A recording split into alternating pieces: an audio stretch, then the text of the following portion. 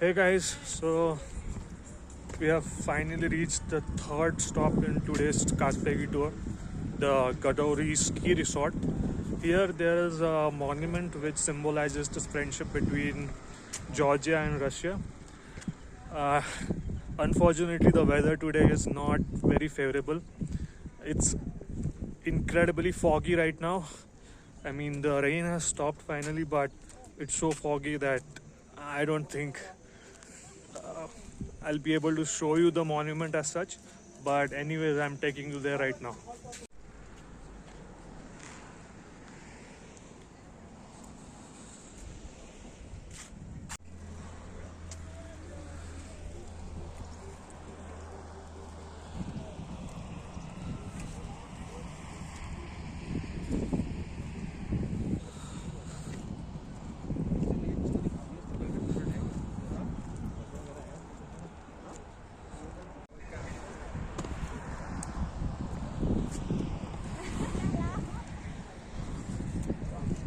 Into a Russian language. So very obviously on the right side you're gonna see Russian culture and its folklore, and on the left side you're gonna see Georgian side and its folklore. So let me first break down the Russian part for us, okay? Do you see this man that is sitting on a horse in a red uniform? That is supposed to be a Bagadir. He's overall a folklore hero of Russia. He's meant to defeat, somebody evil or liberate any village. Therefore, that's why it's depicted here. Also, this man in the helmet, that is supposed to be their pagan deity, Perun, that is the lord of the skies. There is this old man also with a golden fish, that is from their folklore also. This golden fish grants us 3 wishes. There is this boy on the swan up there near the onion domes. That is also a character from the fairy tale. You're gonna see this red figure that has this arm spread. That is supposed to be communism itself, with its sailor's uniform. Also, there are these 3 men in green uniforms. They are meant to be the ones that fought against the Tsar in Russia. Name. His name is Amirani, and the mythos about Amirani is actually longer. Older than the Prometheus one. It is said that he was inspired from the Amirani. The story is pretty much the same. He stole a fire from the gods, gave it to the humankind. He was punished and he was chained on the mountain of Kazbegi. Well, at least this is how we believe in it. Down there is a boy on the bull that is waving his hand. That is also from our folklore. There is this old guy, and behind him there are these Svanetian towers. Something very precious overall in Georgia. There's some military towers, considered almost sacred here. A mother figure that is holding the children, obviously should be depicted on a Georgian side, wherever it will be. There is this guy naked that is with a deer also. That is supposed to be our pagan deity too, who is protecting wildlife and forests overall. Also some Georgian soldiers on the horses. There are 3 guys holding a red flag that is supposed to be communists. And also those guys with the rifles are also Bolsheviks, but in Georgia. Probably the most Georgian thing that you're gonna see here are the 3 guys, waist to waist. They're singing and they're crushing a grape in Satsnacheli. They're basically making wine. And also there is this lady that is our deity also, a sun deity. We call her Barbale. Borbali word in Georgian means wheel. And Barbale is basically a representation of sun and of agriculture. Of course, you're gonna see a lot happening behind her too. So, dear guys, do you have any questions regarding it?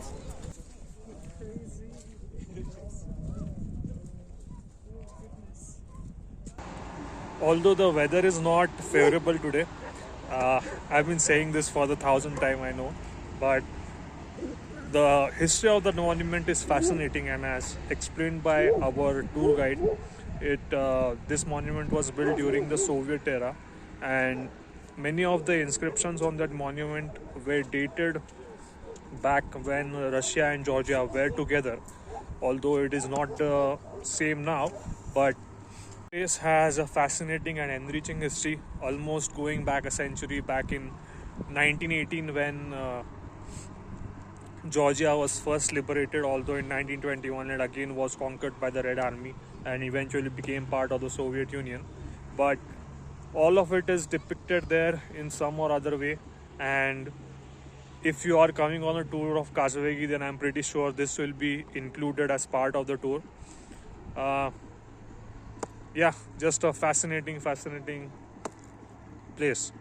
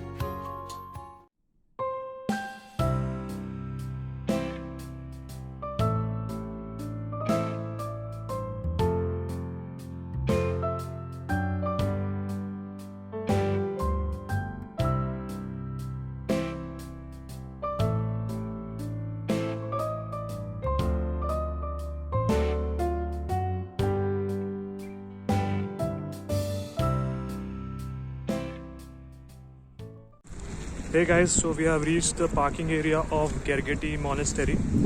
From here, we will be taken in separate cars to the Gegeti Monastery.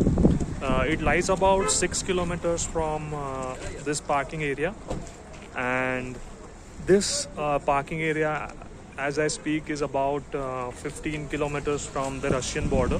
So we are very close to the Russian border, and if I have to speak about the landscape, it's just incredible landscape. I mean, all around there are like lush green mountains, and I'm sure that during December, January, this will be all snow covered.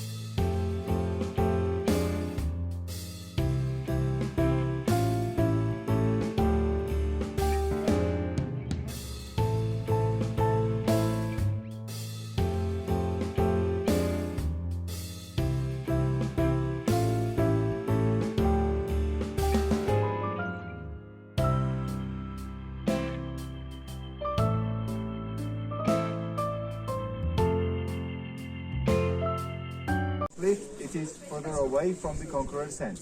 Generally, whenever a country was conquered by any country really, the last parts always was the mountains. They always resisted, and therefore in 14th century this place found its use. Basically all the artifacts, let's say this Saint Nino's cross that we talked about, also the icons which was created in 8th century, made out of gold and the precious stones, was kept here in order for them to be safe from the conqueror's hands.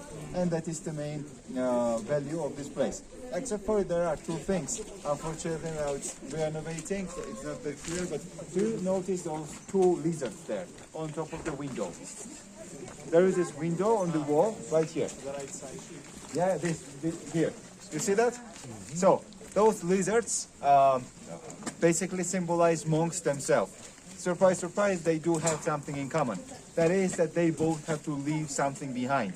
For example, once lizards leave their tails behind, whenever they're threatened, monks have to leave their lives behind in order to join monastery. That's like a symbol. Also, some snakes you're gonna find, that is quite literally the same story. I mean, they leave their skins behind. And that is why they're depicted. And also there is this guy, which is unfortunately not shown very well. I mean, behind the iron. Long story short, he was just a regular shepherd here that helped and worked with the workers here in order to build this monastery. And workers themselves decided to grant him an area where they would depict him. And that is why you see it here, there. Inside also you can go, just so that you know, this is an active monastery. There are quite literally monks living here, so please be respectful.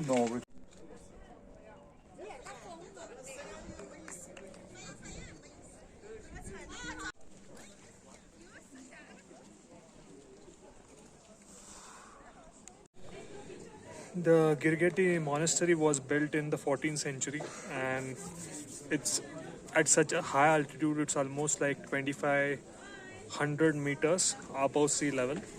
It's very cold, but if the weather had cleared, then I would have gotten a panoramic view of the surroundings. The guide told us that there are lush green mountains on all the sides, and this is supposed to be the most panoramic viewpoint in this tour. But again, unfortunately, the weather gods are not pleased today, so not able to take the best pictures. But amazing place, and I'm very grateful that I got an opportunity for this tour.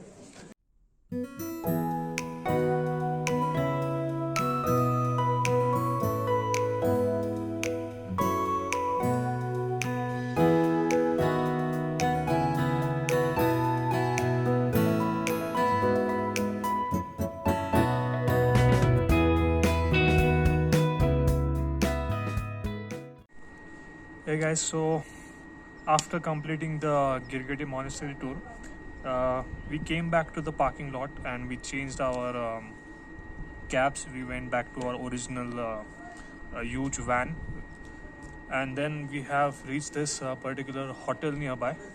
This is like a pit stop where we will be having tea, coffee, just having a rest stop before we head on to Tbilisi back again. I would say for me personally, this has been fantastic day. Lots of new places I have been to. I'm very close to the Russian border even now. I think it's about 20 kilometers from here. From a landscape point of view, it's an incredible place. The weather is still, as you may have noticed, is still holding up. It's still foggy, but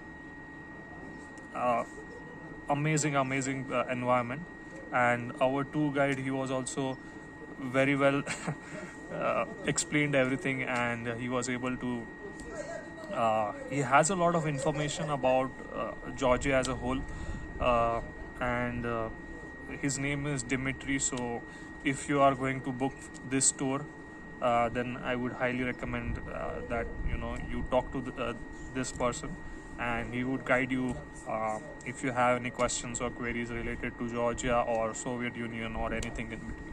It's about 4:30 p.m. in the evening right now, and at 5 o'clock we'll be beginning our tour back to Tbilisi. We are hoping to reach Tbilisi by 8 o'clock in the night, and hopefully that would be the conclusion of the tour. But all in all, for me at least, this has been a fantastic experience. And yeah, if you are coming to Tbilisi, then I would highly recommend that you go for this tour. It's a full day tour, and yeah, totally worth it, I would say.